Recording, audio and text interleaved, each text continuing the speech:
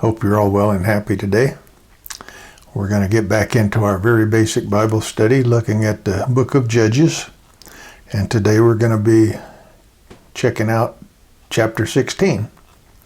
Remember last chapter, Samson was involved in burning the crops of the Philistines by tying the tails of animals together and having them run through the fields with torches. And he also killed several thousand Philistines with the jawbone of a donkey. And now we're going to see some other exploits of Samson that lead to his downfall. So let's look at chapter 16, verse 1.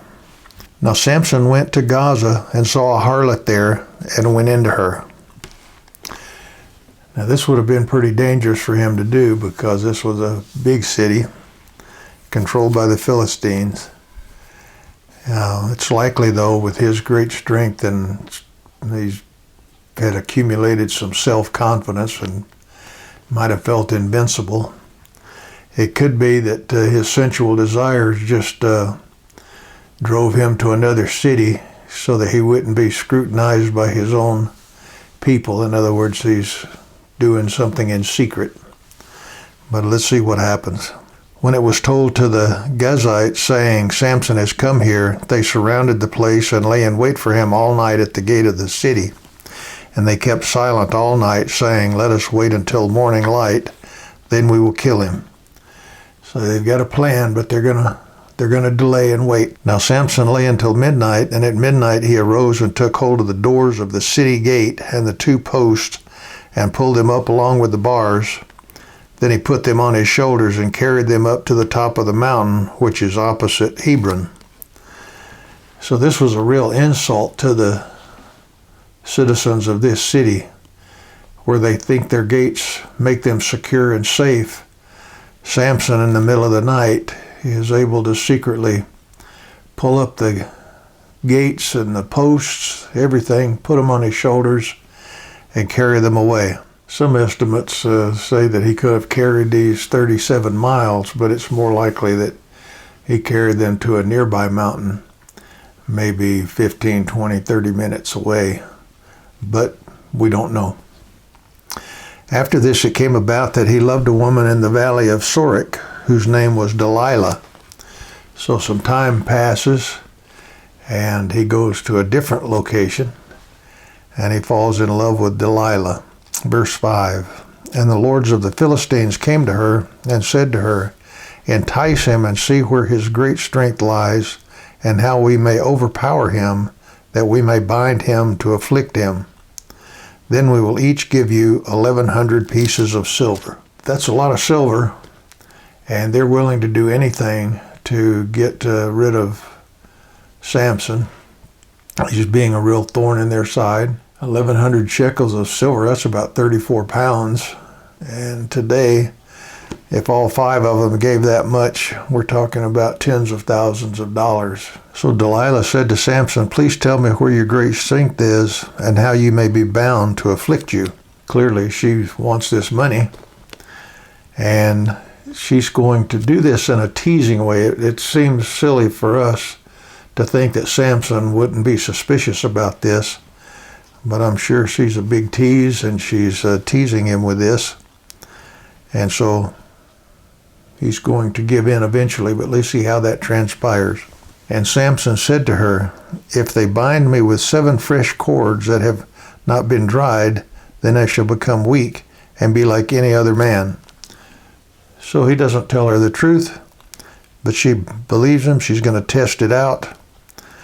And then verse 8 says, then the lords of the Philistines brought up to her 7 fresh cords that had not been dried, and she bound him with them.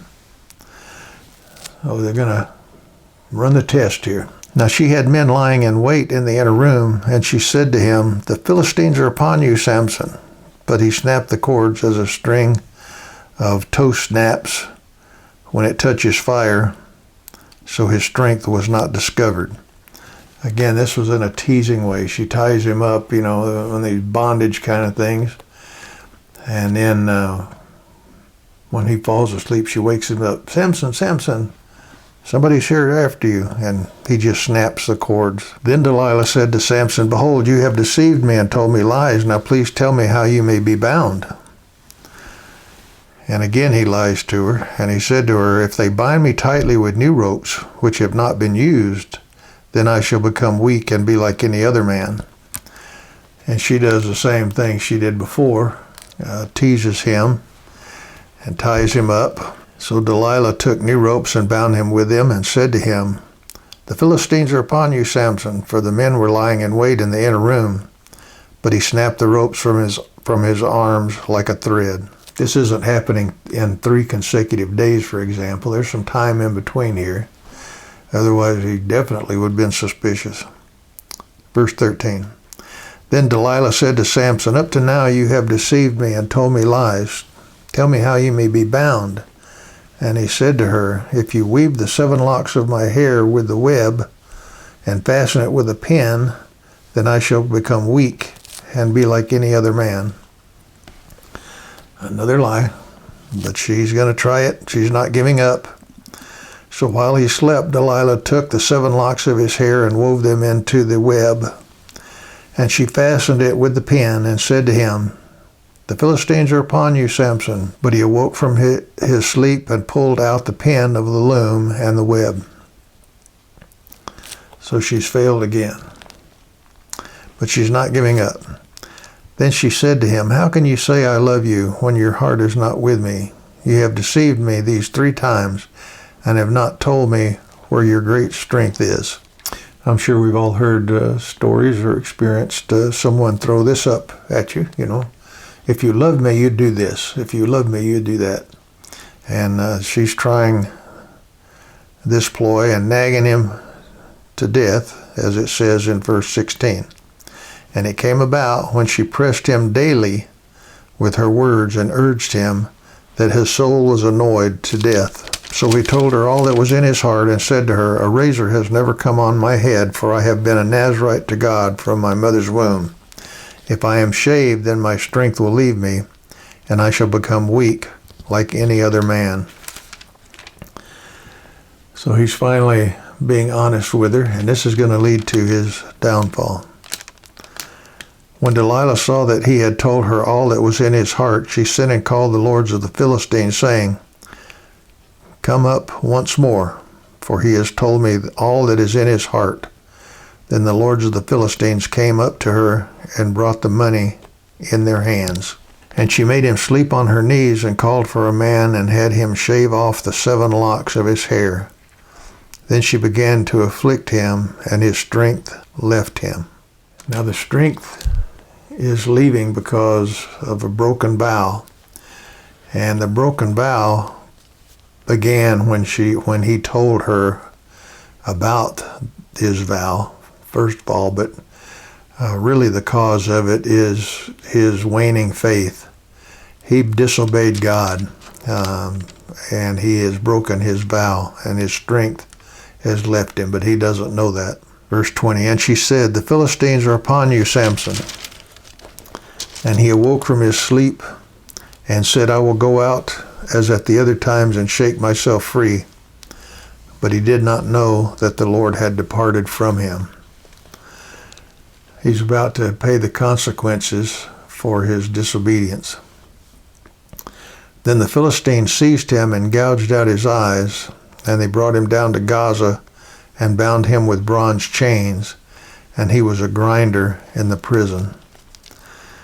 So he's grinding grain, blinded now, relegated to, back then, would have been a woman's work, probably a hand grinder. This is going to give him time to think about what he has done, because clearly he has sinned several times, probably more, but we've got documented several times. And he is not using his strength the way God wants him to. However, the hair of his head began to grow again after it was shaved off. Kind of a hint of what's coming. Now the lords of the Philistines assembled to offer a great sacrifice to Dagon their god and to rejoice, for they said, our God has given Samson, our enemy, into our hands. When the people saw him, they praised their God, for they said, "Our God has given our enemy into our hands, even the destroyer of our country, who has slain many of us." Now this is going to be part of their downfall, because the Lord is not going to share his glory with some other god. And this is all going to work together for his ultimate glory. So let's see what happens. Verse 25, "So it happened when they were in high spirits that they said, 'Call for Samson, that he may amuse us.' So they called for Samson from the prison, and he entertained them, and they made him stand between the pillars." We don't know how he entertained them. It could be that he just stood there and they made fun of him and mocked him and make jokes about him in his state at that time, blind and weak. Then Samson said to the boy who was holding his hand, "Let me feel the pillars on which the house rests, that I may lean against them." Normally these type of structures were made of all of wood. They had a couple of central beams with some columns next to them, and the beams could have been very close together. And so he's going to position himself at these beams. Now the house was full of men and women, and the lords of the Philistines were there. And about 3,000 men and women were on the roof looking on while Samson was amusing them. So there's a huge crowd at this facility. Then Samson called to the Lord and said, "O Lord God, please remember me and please strengthen me just this time, O God, that I may at once be avenged of the Philistines for my 2 eyes." Now, even though it seems like this is a selfish prayer where he's praying for his own vengeance, it also seems clear that he is sincerely repentant. He's had time to think about what has happened. He's acknowledging the Lord as his true God. And even in the New Testament, in the book of Hebrews, I'll put that up above, he is listed as faithful. So we can trust that that's what happened. He repented and turned back to God. And not only through the growing of his hair, but it was God who gave him his strength in the first place. So it's God who's going to strengthen him, and it's God who's going to pull this place of worship down. Verse 29, "And Samson grasped the 2 middle pillars on which the house rested and braced himself against them, the one with his right hand and the other with his left. And Samson said, 'Let me die with the Philistines.' And he bent with all his might, so that the house fell upon the lords and all the people who were in it, so that the dead whom he killed at his death were more than those whom he killed in his life." So everyone at this meeting apparently was killed. It's a shame that all this happened, but when we study chapters like this, it's like a mirror. Not only a mirror for our own life, but a mirror for society around us. Because how often have we seen spiritual leaders, in our own time, who are effective witnesses for the Lord, but because of sin and their sinful nature, which we all have, they commit an act which ruins their reputation, takes their strength and ability to preach the gospel away, and they become sources of ridicule. People turn their backs on them. In this case, Samson had this final kind of redeeming act here, and he goes down in Jewish history as being one of their great men. But it's a shame to see, the sinful nature and his downfall in such a manner. It's something that we should learn from and pray that the Lord, as Jesus taught us, to lead us not into temptation, but deliver us from evil. Continue to sanctify us. Continue to keep us separate, useful for your purposes. And the final verse says, "Then his brothers and all his father's household came down, took him, brought him up, and buried him between Zorah and Eshtaol in the tomb of Manoah his father.